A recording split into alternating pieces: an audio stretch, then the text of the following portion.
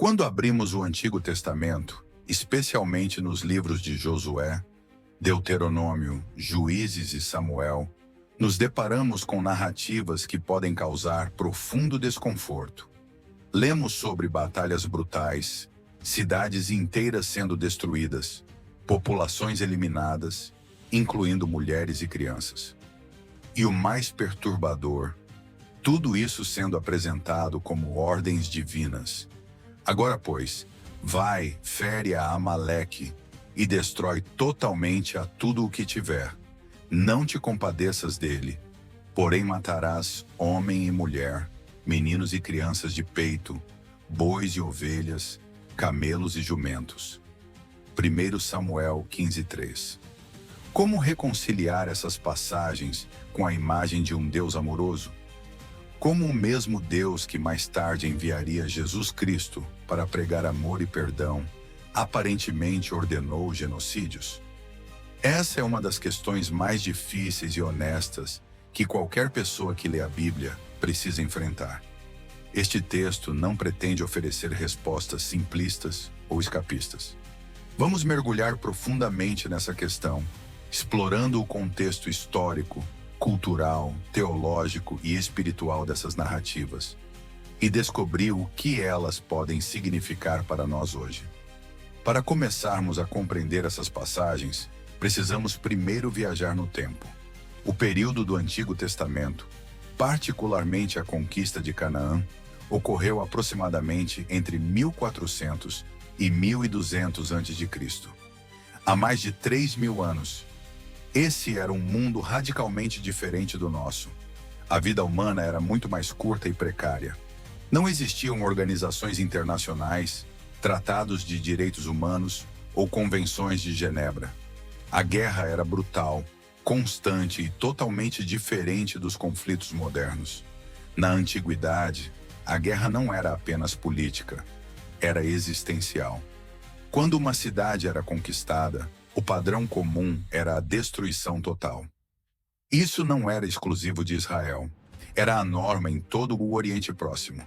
Assírios, babilônios, egípcios, hititas, todos praticavam formas extremas de violência em guerra. Os registros arqueológicos e históricos mostram que a destruição completa de populações inimigas era vista como necessária por várias razões práticas. Evitar rebeliões futuras, eliminar a possibilidade de vingança, demonstrar poder e, crucialmente, eliminar as influências religiosas rivais. As nações cananeias não eram simplesmente grupos étnicos diferentes. Elas praticavam religiões que incluíam sacrifícios humanos, prostituição cultural e rituais que envolviam crianças.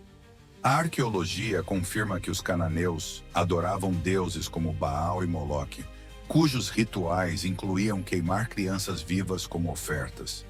Textos antigos descobertos em Ugarit descrevem práticas sexuais rituais nos templos e uma moralidade radicalmente diferente.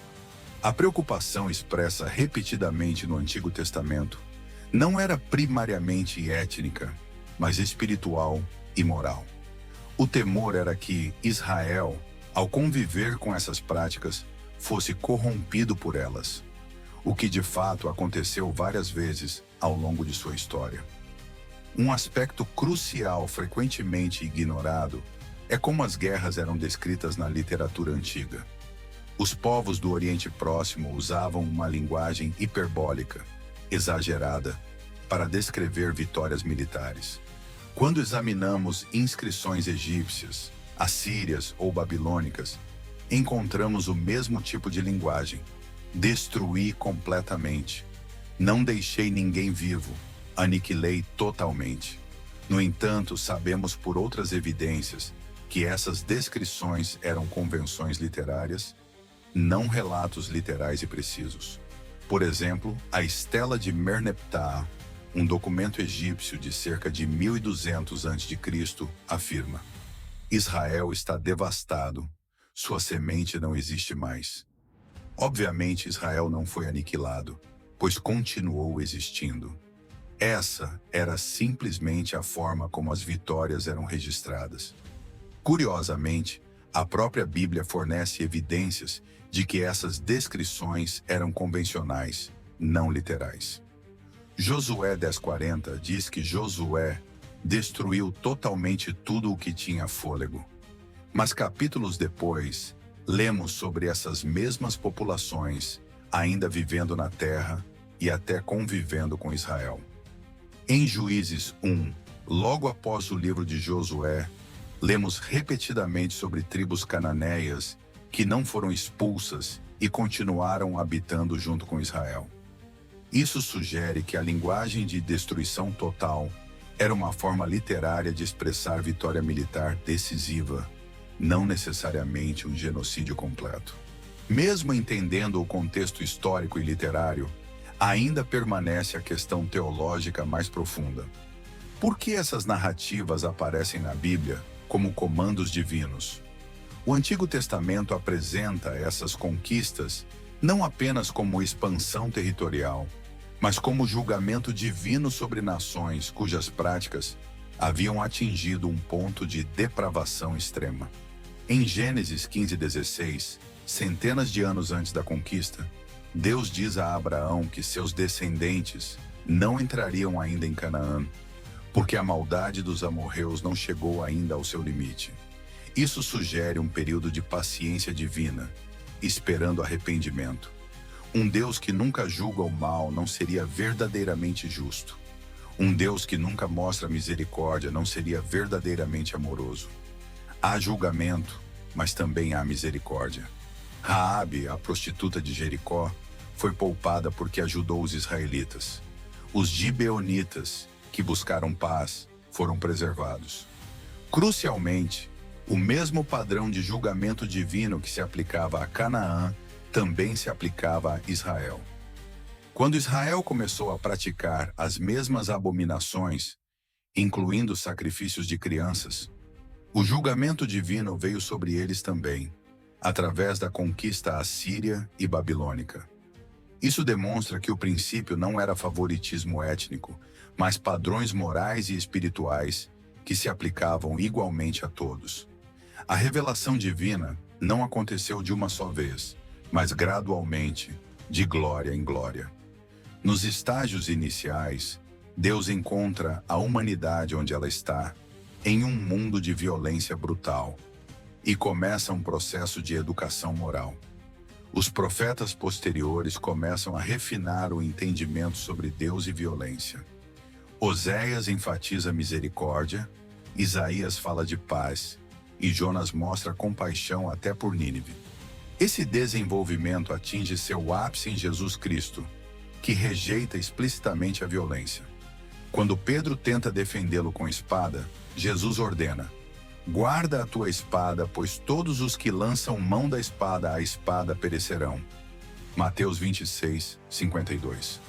Jesus ensina a amar os inimigos, orar pelos perseguidores, dar a outra face. Ele próprio, quando confrontado com violência, não retalhou, mas se entregou voluntariamente à cruz. A cruz se torna a resposta definitiva ao mal, não através da destruição do inimigo, mas através do sofrimento redentor. A conquista de Canaã pode ser entendida como símbolo da batalha que cada pessoa trava contra suas próprias tendências destrutivas. Canaã representa aqueles aspectos de nós mesmos que precisam ser conquistados. Não pessoas externas, mas forças internas. Os cananeus em nossa vida são os hábitos destrutivos, os vícios que nos escravizam, as mentalidades tóxicas que envenenam nossa alma. Em um nível mais amplo, essas narrativas falam sobre a luta contra sistemas e estruturas que desumanizam e destroem. Canaã representa sistemas opressivos que precisam ser confrontados e desmantelados. A mensagem é que há certas coisas com as quais não se pode fazer compromisso. Precisam ser erradicadas completamente. Não através de violência física, mas através da transformação radical dos sistemas. Paulo escreve: nossa luta não é contra carne e sangue, mas contra principados, potestades e dominadores deste mundo tenebroso. Efésios 6:12. As guerras do Antigo Testamento apontam para uma realidade espiritual. Existe uma guerra cósmica entre o bem e o mal, mas as armas são espirituais: oração, fé, verdade e justiça. Jesus usa linguagem radical sobre pureza interior. Se teu olho te escandaliza, arranca-o. As narrativas de Josué ecoam essa radicalidade. Não se pode negociar com o mal. Mesmo com todos esses contextos e interpretações, essas passagens ainda causam desconforto. E isso é bom. Elas nos forçam a pensar sobre justiça, misericórdia e revelação. A Bíblia não é um livro de respostas fáceis, mas um convite à jornada. Para os cristãos, Jesus é a revelação final do caráter de Deus. Ele mostra que o verdadeiro poder não está em destruir, mas em reconciliar. O Deus que parece ordenar violência é o mesmo que se deixa crucificar por amor. Essas histórias antigas nos lembram que Deus leva o mal a sério, mas sua vitória final é o amor. No fim, a pergunta não é por que Deus mandou matar, mas o que eu preciso destruir em mim para que o reino de Deus nasça. Essa é a batalha real, não contra pessoas, mas contra o mal dentro e fora de nós. E a vitória vem não com espada, mas com amor que vence até a morte.